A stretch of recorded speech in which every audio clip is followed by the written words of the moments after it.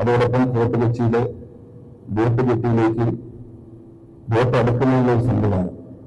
2 വർഷത്തിന് മുമ്പ് 2018 പ്രളയത്തിൽ ബോട്ട് ജെട്ടിയിലേക്ക് എടുക്കാൻ പറ്റാത്തൊരു നില ഉണ്ടാവുകയും അതിനുശേഷം ജലഗതാഗത വകുപ്പ് ബോട്ട് അടുപ്പിക്കാൻ നിവൃത്തിയില്ലാത്തതുകൊണ്ട് വാട്ടർ അതോറിറ്റി ഇതിന്റെ ചുമതല ഏൽപ്പിച്ചു.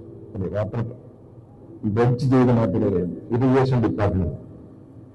ഒരു തരത്തിലും അത് തീർത്ത് തന്നില്ല എന്നുള്ള സന്തോഷ വാർത്ത ഈ അവസരത്തിൽ അറിയിക്കുകയാണ്. പക്ഷേ സ്മാർട്ട് സിറ്റിയുടെ ഭാഗമായി ബ്രഡ്ജിന് വേണ്ടി ഒരു ബ്രഡ്ജർ വാങ്ങിയപ്പോൾ ആദ്യം തന്നെ സ്മാർട്ട് സിറ്റിയുടെ ചുമതലയുള്ള ഷാജി പലതവണ ഞാൻ വന്നതിന് ശേഷവും ഇറിഗേഷനായിട്ട് മീറ്റിംഗ് ഒക്കെ നടത്തി.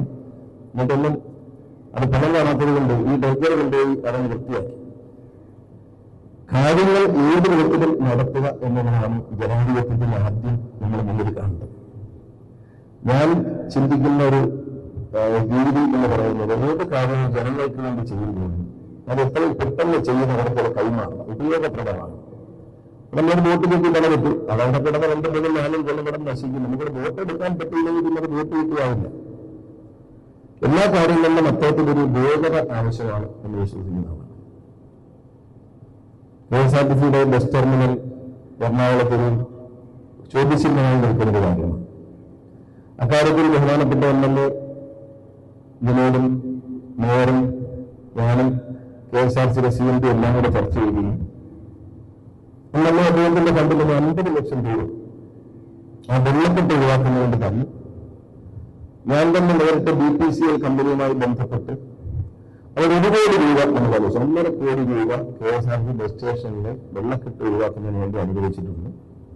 അപ്പോൾ MLAയുടെ ഫണ്ടൊക്കെ അനുവദിച്ച് കൃത്യമായ സമയത്ത് തന്നെങ്കിലും ഇതിനെ ഓരോ സാങ്കേതിക കുറിപ്പുകൾ ഓരോ ദിവസം ഉണ്ടാക്കുക തുറന്ന് പറയുന്നുണ്ടെന്ന് തോന്നരുത്. MLA എത്ര പറഞ്ഞാലും അദ്ദേഹം പറഞ്ഞു കഴിഞ്ഞ് ഇത് വെച്ചുകൊണ്ടില്ല. ഒരു കളക്ടർ ഞാനോട് സംസാരിച്ചു.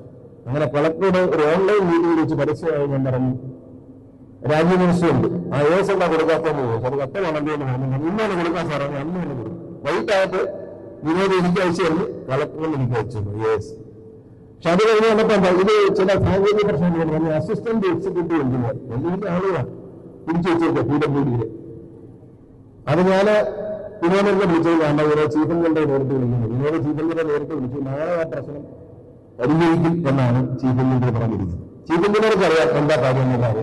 ഈ അസിസ്റ്റന്റ് എക്സിക്യൂട്ടീവ് എഞ്ചിനീയറിംഗ് മാറി വന്നുകൊണ്ടിരിക്കും.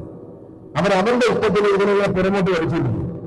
കേരളത്തേക്ക് എറണാകുളത്തെ യാത്രക്കാർ ബസ് സ്റ്റേഷനിൽ വരുമ്പോൾ എറണാകുളത്തെ ജനങ്ങളും യാത്രക്കാരും എത്രമാത്രം ദൂര സ്ഥലങ്ങളിൽ വരുന്നവരെ അടക്കം എന്തുമാത്രം ബുദ്ധിമുട്ടുന്നുണ്ടെന്നുള്ള കാര്യം ഈ അസിസ്റ്റന്റ് എക്സിക്യൂട്ടീവ് എഞ്ചിനീയർക്ക് അറിയേണ്ട കാര്യമില്ല. ഞാനിത് നാട്ടുകാരനേ അല്ല എന്ന സമീപനമാണ്. ആര് വെള്ളത്തിൽ കിടന്നാലുണ്ട്. ഇപ്പൊ ആ ബസ് സ്റ്റേഷനകത്ത് തന്നെ നമ്മളൊരു സ്പോൺസറെ കണ്ടുപിടിച്ചുകൊണ്ട് അതിന്റെ സ്ത്രീകൾക്കും കുടുംബാംഗങ്ങൾക്കും ഇരിക്കാനുള്ള ഫാമിലി ഇരിക്കാനുള്ള waiting room, air condition waiting room ഉണ്ടാക്കി. പക്ഷേ വെള്ളക്കെട്ട് ഒഴിവാക്കിയില്ലെങ്കിൽ നിങ്ങൾ അതിനകത്ത് പണി കയറും.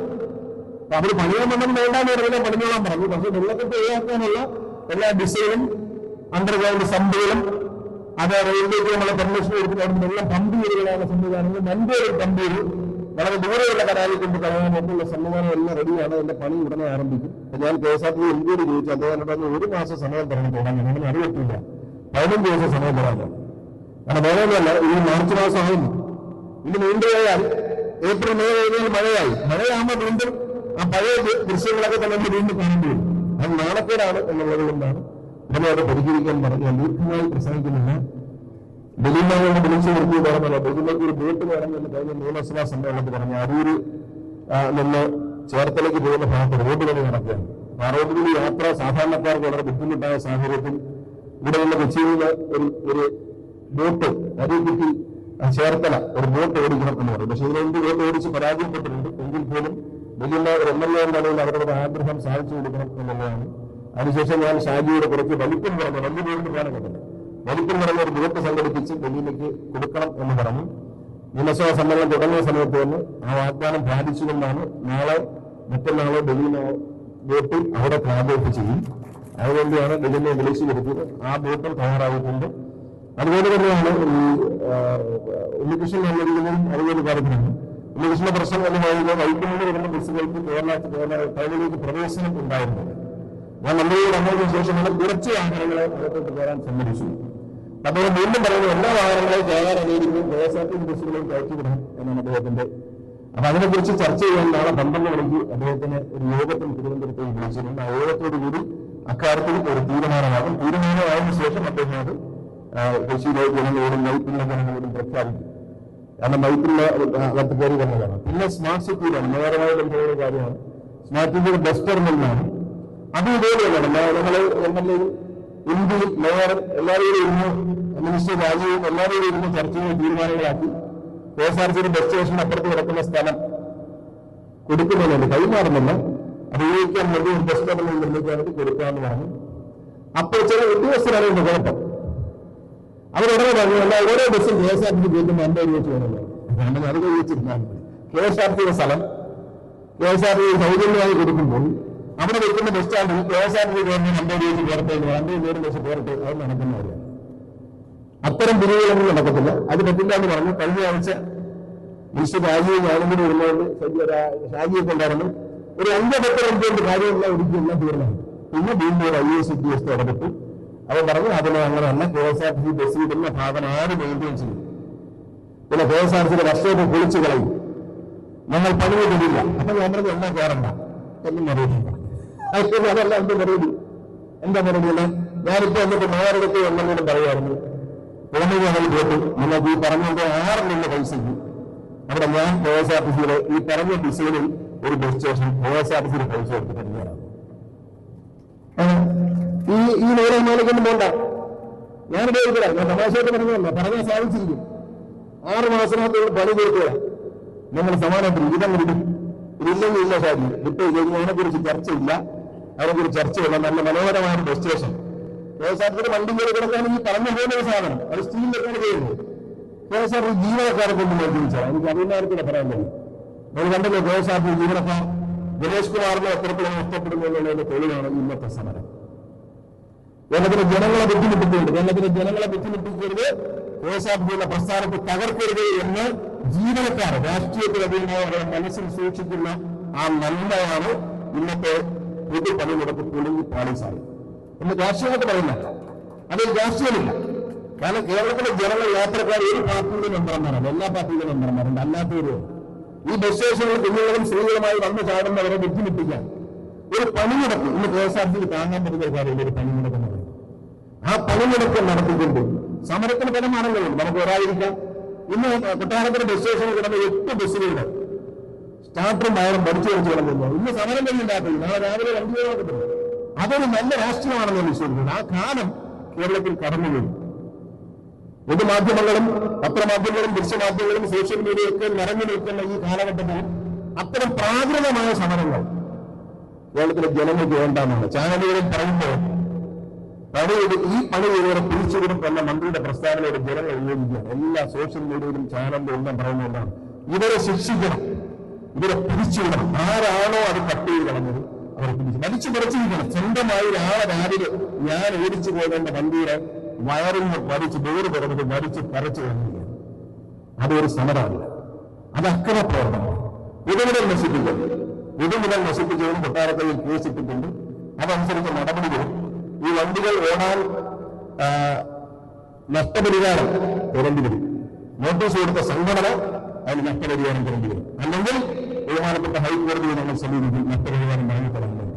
കാരണം ഈ വണ്ടികൾ ഓടാത്തതുകൊണ്ടും വണ്ടിക്ക് വന്ന ഡാമേജ് കണക്കാക്കിക്കൊണ്ട് സംഘടനാ സമരത്തിന് നോട്ടീസ് നൽകുന്ന നേതാക്കന്മാർക്ക് നാളെ തന്നെ KSRTC CMD നഷ്ടപരിഹാരത്തിനുള്ള നോട്ടീസ് നൽകും. നഷ്ടപരിഹാരം കണക്കുകളാണ്.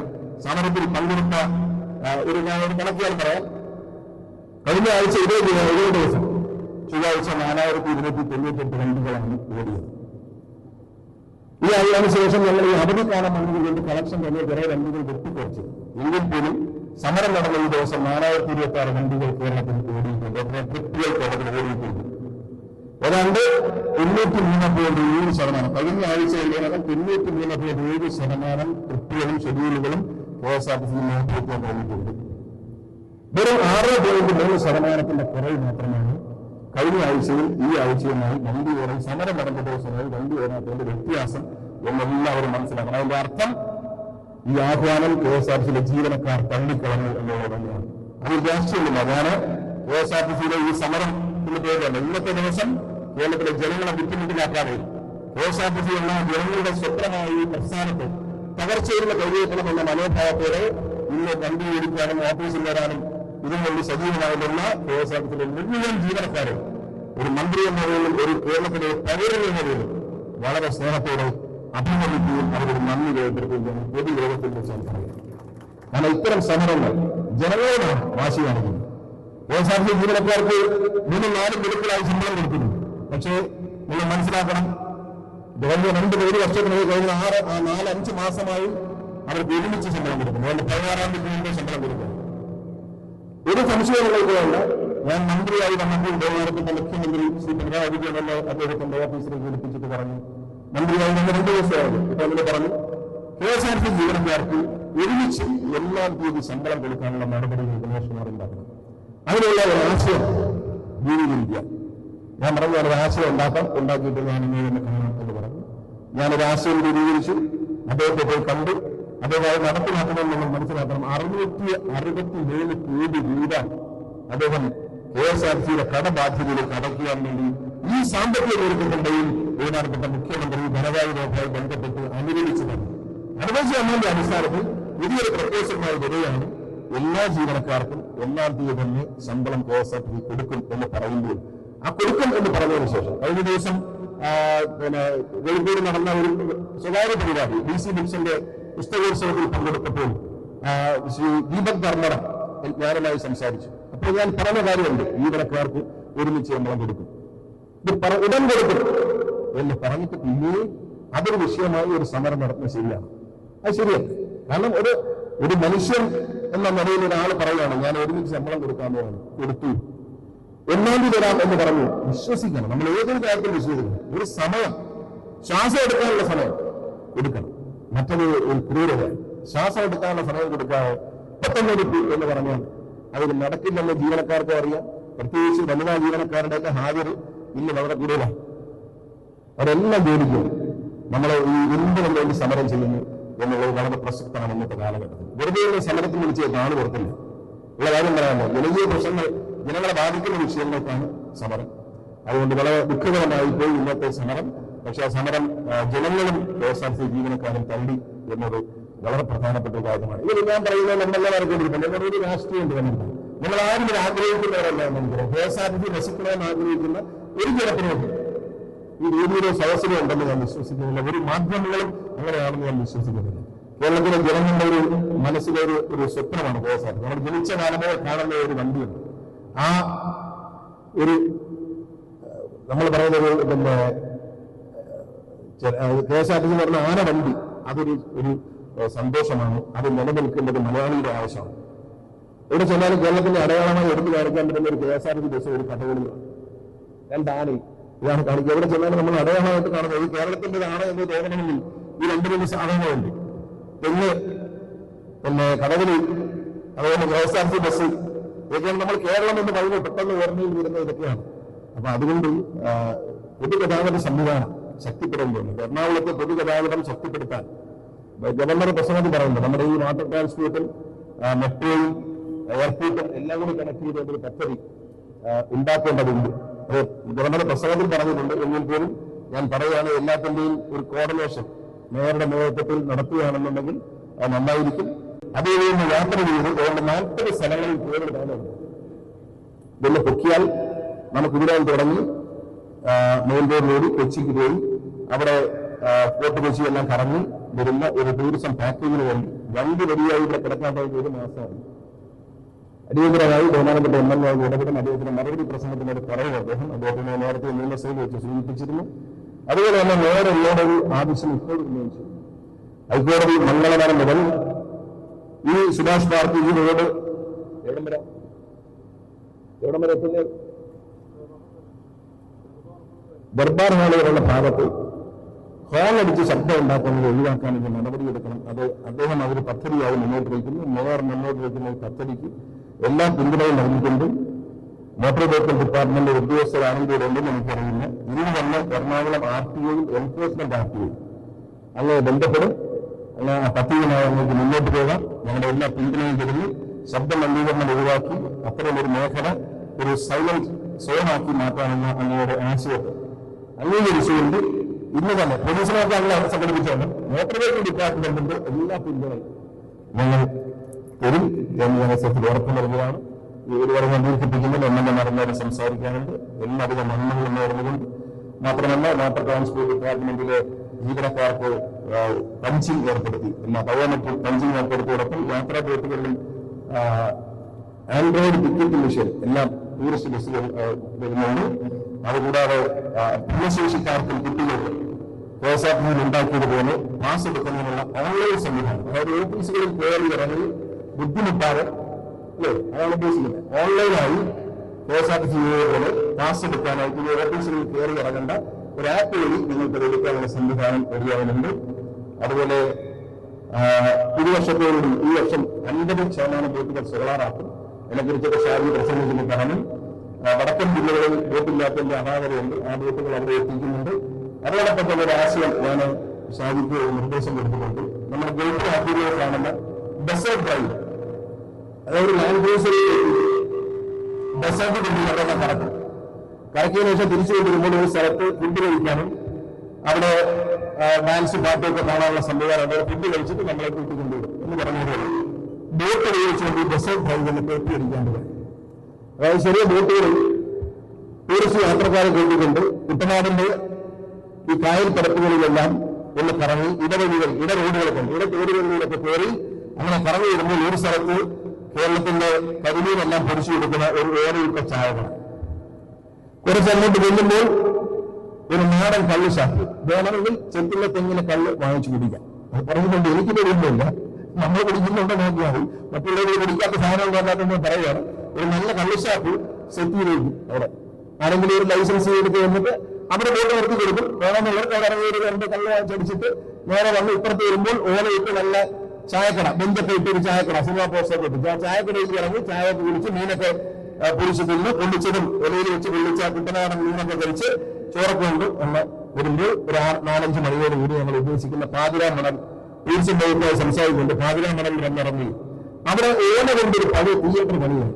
സൈഡെല്ലാം തുറന്നിട്ടുള്ള നമ്മൾ പഴയ ഈ നാടൻ സാംസ്കാരിക നിലയങ്ങളൊക്കെ ഉണ്ട്. ഇതുപോലെ ഒരു 12 ഓലകൾ ചെയ്യും. ഓലയിട്ട് ചെയ്ത് കറയിൽ മണം വിരിക്കും. മണൽ വിരിച്ച് നല്ല കൈയുള്ള കസേരയൊക്കെ ഇട്ട് പഴയ മോഡൽ കസേരയൊക്കെ ഇട്ടിട്ട് അവിടെ ഇരുന്ന് നമുക്ക് കലാപരിപാടികൾ കാണാം. ഏതാണ് കലാപരിപാടി? നാടൻ കലകൾ. നമ്മുടെ നാട്ടിൽ നഷ്ടപ്പെട്ടു പോയ ഫോക്ലോർ അക്കാദമികളുണ്ട്, ഫോക്ലോർ ആർട്ടുകളുണ്ട്.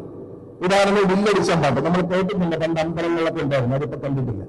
അടുത്തൊരു തലമുറയ്ക്ക് കാണാൻ, ടൂറിസ്റ്റുകൾ കാണാനുള്ള കലാപരിപാടികൾ ഈ സ്റ്റേജിൽ സെറ്റ് ചെയ്യണം എന്നാണ് എന്റെ മനസ്സിലെ ആഗ്രഹം. സാംസ്കാരിക വകുപ്പ് ടൂറിസം വകുപ്പുമായി ചേർന്നുകൊണ്ട് വാട്ടർ ട്രാൻസ്പോർട്ട് ഡിപ്പാർട്ട്മെന്റ് ഡയറക്ടറോട് ചുമതലപ്പെടുത്തിയിരിക്കുകയാണ് ഇത്തരത്തിലൊരു പാക്കേജ്. ഉച്ചയ്ക്കങ്ങ് കയറിയാൽ രാവിലെ അങ്ങ് കയറി കഴിഞ്ഞാൽ ബോട്ടൊക്കെ കറങ്ങി ഈ പാക്കേജിന്റെ ഭാഗത്ത് ഭക്ഷണമൊക്കെ കഴിച്ച് കറങ്ങി വന്ന് ഈ പാതിരാമണലിൽ വന്ന് അവിടെ ടൂറിസത്തിന്റെ ആണ്. അവിടെ വരുമ്പോൾ അവരെ കൊണ്ട് നമ്മളൊരു പന്തലൊക്കെ ഇടിച്ച് നല്ല നാടൻ പഴയ ഒരു ഓലപ്പര, ഓല തിയേറ്റർ, അത് നല്ലൊരു സ്റ്റേജൊക്കെ കാണും. വൈകിട്ടുള്ള തുണിയൊക്കെ വലിച്ചു കെട്ടി അങ്ങനെയൊക്കെ പറയുന്നു. പഴയ സിനിമകളിലൊക്കെ കാണാം, ബ്ലാക്ക് ആൻഡ് വൈറ്റ് സിനിമകളിലൊക്കെ കാണാം. അവിടെ ഓട്ടംപിള്ളലാകാം, കഥകളിയാകാം ആ സ്റ്റേജിൽ. ഈ പറഞ്ഞ യക്ഷഗാനം അടക്കമുള്ള നമ്മുടെ ഫോക്ലോർ ആർട്ടുകളെ അവിടെ റീക്രിയേറ്റ് ചെയ്യേണ്ട ഉദ്ദേശം എന്ന് പറയുന്നത് ആ കലാകാരന്മാർക്ക് ഒരു തൊഴിലാകും. ആ കല ഒന്നും നിന്ന് പോകാതെ സംരക്ഷിക്കാൻ നമുക്ക് കഴിയും. ഇത് തെളിയിച്ച ആളാണ് ഞാൻ. വനംവകുപ്പ് മന്ത്രിയായിരിക്കുമ്പോൾ ഇടുക്കി തേക്കടിയിലെ ടൈഗർ പ്രോജക്ടിന്റെ ഒരു ഓഡിറ്റോറിയം ഉണ്ടായിരുന്നു. അന്ന് അതിന്റെ ചുമതല വഹിച്ചിരുന്ന IFS ഉദ്യോഗസ്ഥൻ സഞ്ജീവൻ കുമാറായിരുന്നു. ഞാൻ അദ്ദേഹത്തിന് നിർദ്ദേശം കൊടുത്തു, ആദിവാസികളായ സമൂഹത്തിന്റെ നല്ല മനോഹരമായ കലാരൂപങ്ങളുണ്ട്, സംഗീത ഉപകരണങ്ങളുണ്ട്, മുളകൊണ്ടൊക്കെ ഉണ്ടാക്കിയ നല്ല സംഗീത ഉപകരണങ്ങളുണ്ട്. വളരെ മനോഹരമായ ശബ്ദമുണ്ടാക്കുന്ന അവരുടെ നൃത്തം, അവരുടെ ഗാനങ്ങൾ അതിമനോഹരമാണ്. ഇത് ലോകം കാണണം എന്ന് പറഞ്ഞിട്ട് ഞാൻ സഞ്ജീവനോട് പറഞ്ഞിട്ട് നമ്മൾ അന്നൊരു 150-200 പേരുള്ള ടീമിനുണ്ടാക്കി, 3-4 ടീമുണ്ടാക്കി. ഈ കലാകാരന്മാരുടെ കലാകാരികളുടെ അവരെ വിളിച്ചു കൊടുത്തിട്ട് നമ്മുടെ സ്റ്റേജിൽ നടുവിൽ ഒരു ക്യാമ്പ് ഫയർ ഒക്കെ സെറ്റ് ചെയ്തു. അടിയിൽ ഫാനൊക്കെ വെച്ചിട്ട് ലൈറ്റൊക്കെ ഇട്ടിട്ട് തീ കത്തുന്ന പോലെ അതിന്റെ ചുറ്റും എതിരുന്ന് ഓരോ ദിവസം ഓരോ ബാച്ച്, ഒരു 7 പേരുള്ള ബാച്ചുകളാണ്. അവരിങ്ങനെ മാറി മാറി മാറി വരും. അവർക്ക് ഈ വരുമാനം കിട്ടും. കാരണം ഒരു വിദേശിയിൽ നിന്ന് 300 രൂപയും ഒരു സ്വദേശിയിൽ നിന്ന് 100 രൂപയും വെച്ച് ആരുടെ ഒരു പൈസ കണക്കുകയായിരുന്നു. നല്ല തുക വരുവായിരുന്നു. ഈ തുക ഈ കലാകാരന്മാരും കലാകാരികൾക്കും വീതിച്ചു കൊടുക്കും. നമുക്ക് വനംവകുപ്പിന് ലാഭമുണ്ടെന്നാണ് തീരുമാനിച്ചു. അങ്ങനെ വീതിച്ചു കൊടുത്തുകൊണ്ട് അവരുടെ കലാപരിപാടി ഉണ്ടായിരുന്നു. ഇപ്പൊ ഉണ്ട് എന്ന് എനിക്കറിയത്തില്ല, അന്നുണ്ടായിരുന്നു. ശ്രീ സഞ്ജയൻ കുമാർ എന്ന ഉദ്യോഗസ്ഥനാണ് അന്ന് അത് നടപ്പിലാക്കിയത്. അതുപോലെ ഞാൻ ഷാജി നായർക്ക് ഒരു ചുമതല കൊടുക്കുകയാണ്. ഇതൊരു പദ്ധതി ആയിക്കൊണ്ടാണ്. ഇതൊരു ടൂറിസം പാക്കേജ് മാത്രമല്ല, ഇതൊരു കൾച്ചറൽ പാക്കേജ് ആയിരുന്നു. നമ്മളെ കാണാതെ പോകുന്ന പല കലാരൂപങ്ങളെയും വീണ്ടും കാണേണ്ട കാര്യമാണ്. ഇതെന്റെ മനസ്സിൽ ഞാൻ സൂക്ഷിക്കുന്ന ഒരു സ്വപ്നമാണ്. അത് ഞാൻ നിങ്ങളെ മുമ്പിൽ അവതരിപ്പിച്ചു എന്നുള്ളൂ. കാരണം എന്താണ് ദുബായിൽ കാണുന്ന ബസ് ഡ്രൈവറെ വെള്ളത്തിലേക്ക് കൊണ്ടുവരുന്ന ബോട്ട് ലാൻഡ് ക്രൂസിന്റെ പകരം ബോട്ടും മരുജനിക്ക് അയലും ആക്കിക്കൊണ്ട് കോപ്പി അടിക്കുന്നു എന്ന് പറയാം. അല്ലാതെ മഹത്തായ ആശയമല്ല. പക്ഷെ എങ്കിലും ഇതിന്റെ അറ്റത്ത് വരുന്ന കേരളത്തിന്റെ സാംസ്കാരികമായ കാര്യങ്ങൾ കാണാനുള്ള ഒരു അവസരം, ഒരു പാക്കേജ് ഫാമിലിയായിട്ട് പോയിക്കൊണ്ട് ഇതെല്ലാം കണ്ടു പോയിട്ട് 5-6 ബോട്ട് അതിനുവേണ്ടി മാറ്റി വയ്ക്കുക. ഈ വർഷം തന്നെ ഉടൻ തന്നെ ഒരാവശ്യമായ ബോട്ടുകൾ വാങ്ങി ഈ നടപടികളുമായി ഷാജി മുന്നോട്ട് പോകണം.